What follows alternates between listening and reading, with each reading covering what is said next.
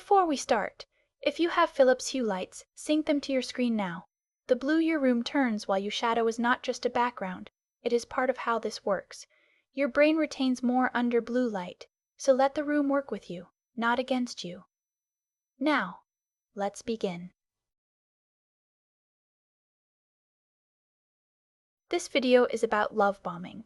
Specifically, the kind that happens in romantic relationships, the kind that feels, at first, like the best thing that has ever happened to you. But love bombing does not only happen between two people who are dating.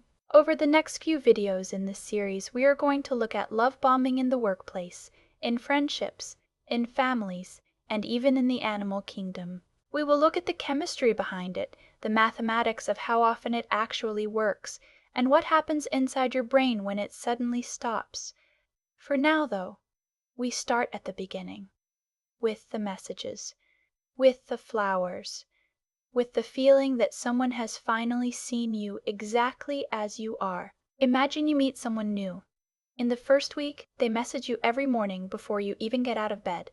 By the second week, they are telling you that they have never felt this way about anyone before. By the third week, they are making plans, trips you could take together, places you could visit, a future that already feels decided. They look at you like you are the answer to a question they have been asking for a long time. It feels almost too good, but you tell yourself that this is just what it feels like when things are genuinely right. This experience has a name. It is called love bombing. And understanding what it actually is, and what it is doing to your brain while it is happening, changes the way you see it completely. Love bombing is when someone gives you an overwhelming amount of attention, affection, and admiration very early in a relationship. It can look like constant messages throughout the day, expensive or thoughtful gifts that arrive before you know each other well, intense compliments about who you are as a person, and big, serious promises about a shared future. From the outside, it looks like someone who is deeply and genuinely interested in you. From the inside, it feels like falling. The problem is that falling and being pushed feel almost identical on the way down. Researchers who study romantic relationships have identified love bombing as a pattern rather than a feeling. The key word is overwhelming.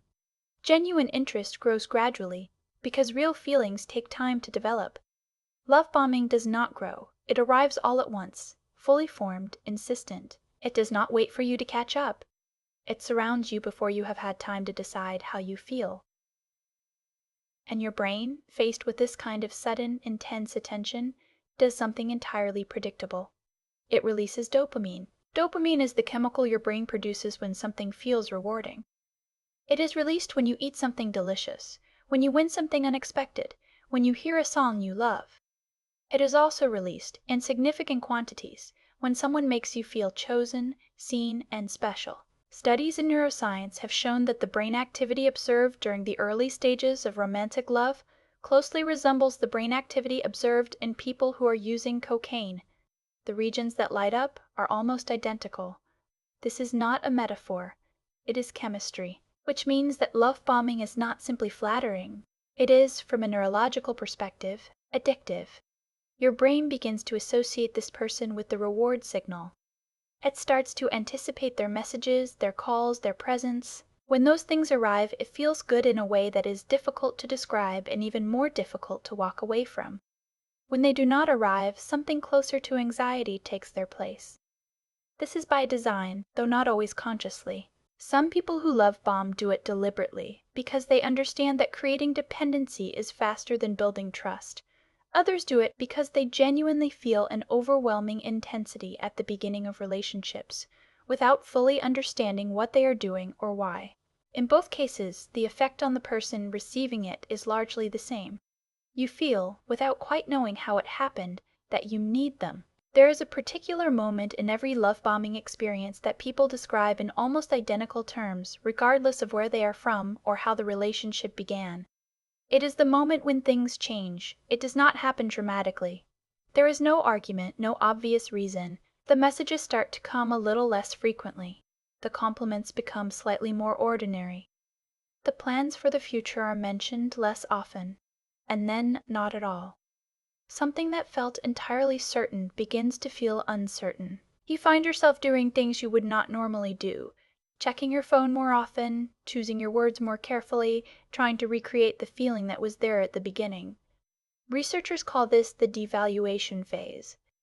After the bombing comes the silence. And the silence after everything that came before it feels devastating in a way that is completely disproportionate to how long you have actually known this person. This disproportionate feeling has a chemical explanation. When dopamine levels drop suddenly, when the reward signal that your brain has come to expect simply stops arriving, the brain responds in a way that is functionally similar to withdrawal. The anxiety, the restlessness, the obsessive thinking, the desperate desire to return to how things were. These are not signs of weakness or irrationality. They are signs of a brain that has lost access to something it had learned to depend on. The question that most people eventually ask is whether they should have seen it coming. The honest answer is that it is genuinely difficult to distinguish love bombing from intense, authentic interest, especially when you are inside the experience. Both feel overwhelming. Both feel significant. The difference tends to become visible only in retrospect, when you can see the pattern from a distance rather than from the middle of it. What researchers suggest looking for is not the intensity itself, but the pace. Genuine connection tends to deepen as two people learn more about each other. Love bombing tends to peak early and maintain itself through repetition rather than growth. It says the same things in the same ways. It does not evolve, because it was never really responding to you as an individual. It was responding to the idea of you, and the idea is always easier to love than the reality. Understanding love bombing does not make it hurt less when it happens, but it does change what the hurt means. It means that what you experienced was real. Your feelings were real. The chemistry was real. The need was real. The need was real. What was not real was the version of the other person that the bombing created.